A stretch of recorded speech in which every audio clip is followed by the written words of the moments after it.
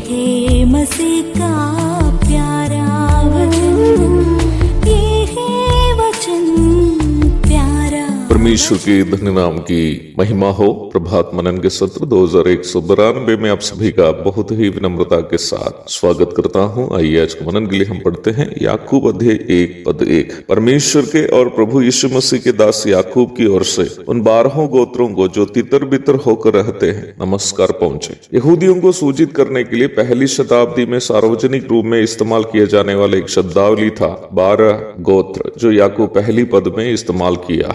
19 की 28, प्रेरितों के काम 26 की 7 और प्रकाशित वाक्य 7 की 4 आदि आयतों को पढ़िएगा। आप में से जितने भी लोग नियमित रूप में बाइबल पढ़ते हैं ये जानते ही होंगे कि परमेश्वर ने इस्राएल राष्ट्र को याकूब के 12 लड़कों से बनाया था, जो इस्राएल के 12 गोत्र के रूप में विभाजित हुए। याकूब के प्रिय पुत्र यूसुफ के नाम में कोई गोत्र तो नहीं है, जबकि यूसुफ के दोनों पुत्र एफ्राइम और मनश्शे के नाम यूसुफ के घराने जाने जाते हैं। राजा सुलेमान की मृत्यु के बाद उनका पुत्र रहबयाम के समय इस्राएल राष्ट्र 2 भागों में बंट गया।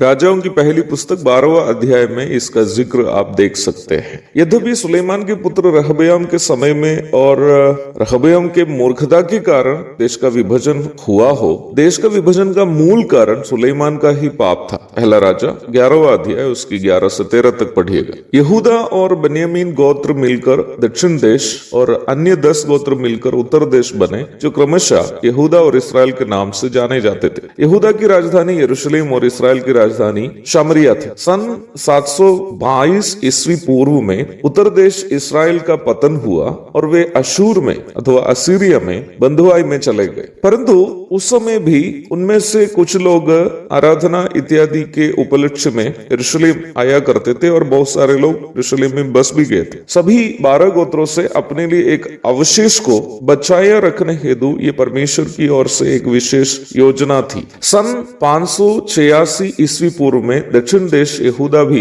बाबिलोन में बंधुआई में चला गया। इस्राएल इस प्रकार अपना देश, इस्राएल और यहूदा दोनों को राष्ट्र की पदवी खोकर परदेश में रहने लगे या बंधुआई में चले गए। इसमें उत्तर देश लगभग पूर्णतः अन्य जातियों के रीति रिवाजों में मिलते जुलते अपना अस्तित्व खो दिया था। परंतु यरूशलेम बाबिलोनियों के हाथ से यूनानी, फिर रोमी आदि लोगों के हाथों में विभिन्न समयों में रहे। प्रभु यीशु मसीह के समय यरूशलेम रोमियों के अधीन में था और यरूशलेम मंदिर वहां होने के कारण यहूदियों का एक बड़ा समूह उस क्षेत्र में बसते भी थे। ईस्वी 70 में आखिरी बार यहूदियों को यरूशलेम से पूर्णतया भगा दिया गया। बाइबल के नया नियम में हम जो भी घटनाएं पढ़ते हैं उसमें ज्यादातर घटनाएं ईस्वी 70 से पूर्व की घटनाएं हैं, सिवाय प्रकाशित वाक्य की घटनाएं। इस प्रकार ईस्वी 70 में बचे हुए इस्राएल का अवशेष भी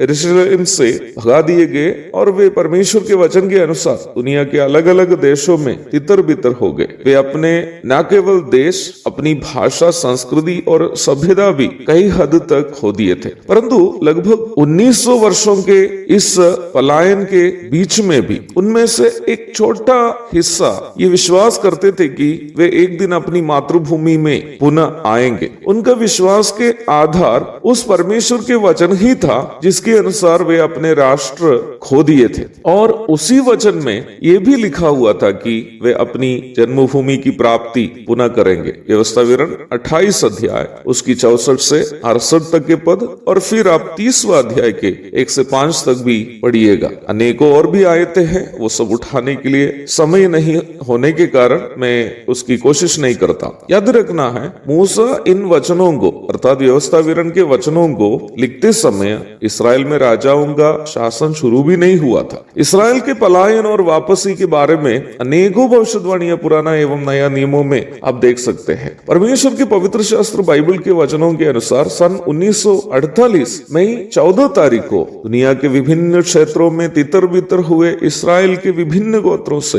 एक छोटा अंश वापस आकर इस्राएल राष्ट्र की स्थापना पुनः किया। यशायाह 66 की 8 आप पढ़िएगा। अगर आप इन सब विषयों का अध्ययन करने वाले एक व्यक्ति हो तो यशायाह नबी की पुस्तक 66 की 8वीं आयत आपके रोंगटे खड़े करने वाली एक आयत है। इस बड़ा विषय की चर्चा 5 मिनट में करना जो है एक लगभग असंभव की बात, परंतु एक बात कहकर मैं समाप्त करना चाहता हूं। ईस्वी 33 के लगभग में इसराइल की पुनर्स्थापना का उदाहरण करते हुए प्रभु यीशु मसीह ने एक चेतावनी अपने प्रिय प्रेरितों को इस प्रकार दिया, अंजीर के पेड़ से ये दृष्टांत सीखो, जब उसकी डाली कोमल हो जाती और पत्ते निकलने लगते हैं तो तुम जान लेते हो कि ग्रीष्म काल निकट है। इस रीति से जब तुम इन सब बातों को देखो तो जान लो कि वह निकट है, वरन द्वार पर ही है। हमारे प्रभु यीशु मसीह इस भाग में इसराइल की दूसरी बार राष्ट्र की स्थापना और मसीह का दूसरा आगमन की ओर इशारा कर रहा था। हाँ प्रियो, 14 मई 1948 को